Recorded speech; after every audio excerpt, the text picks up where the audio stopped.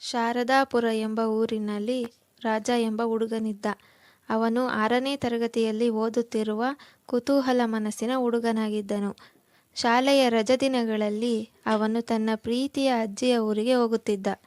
ಏಕೆಂದರೆ ಅಜ್ಜಿಯ ಮನೆಯ ಸ್ವಲ್ಪ ದೂರದಲ್ಲಿ ಒಂದು ದೊಡ್ಡ ಕಾಡಿತ್ತು. ಆ ಕಾಡಿನ ಬಗ್ಗೆ ದಿನರಾತ್ರಿ ಅಜ್ಜಿಯು ಕುತೂಹಲಕಾರಿಯಾದ ಕಥೆಯನ್ನು ಹೇಳುತ್ತಿದ್ದಳು.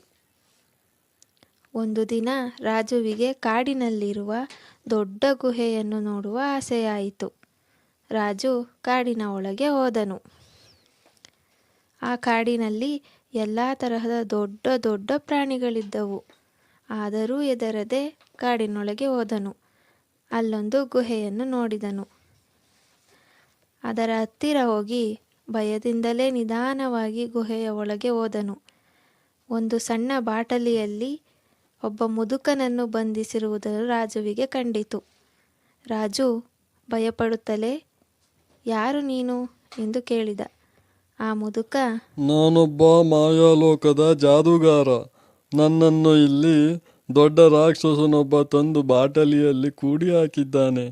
ನನ್ನನ್ನು ದಯವಿಟ್ಟು ಬಾಟಲಿಯಿಂದ ಬಿಡಿಸು" ಎಂದು ವಿನಂತಿಸಿದನು. ರಾಜುವಿಗೆ ಅವನ ಕಣ್ಣುಗಳಲ್ಲಿರುವ ದಯೆ ಮತ್ತು ಅವನ ಮುಗ್ಧತೆ ನಿಜ ಎನಿಸಿತು. ಅವನನ್ನು ಬಾಟಲಿಯಿಂದ ಬಿಡಿಸಿದನು. ಆಚೆ ಬಂದ ಮುದುಕನು ರಾಜುವಿಗೆ ಧನ್ಯವಾದವನ್ನು ಹೇಳಿ ಮಾಂತ್ರಿಕ ಕಲ್ಲುಗಳನ್ನು ಕೊಟ್ಟು ಮಂತ್ರಗಳನ್ನು ಹೇಳಿಕೊಟ್ಟನು ಮತ್ತು ಮಾಯಾಲೋಕ ನಕ್ಷತ್ರಲೋಕಕ್ಕೆ ರಾಜುವನ್ನು ಕರೆದುಕೊಂಡು ಹೋದನು. ಈ ವಿಷಯ ಊರಿನ ಜನಕ್ಕೆಲ್ಲ ತಿಳಿಯಿತು. ಊರಿನ ಜನರೆಲ್ಲ ರಾಜುವನ್ನು ಹೊಗಳಿದರು.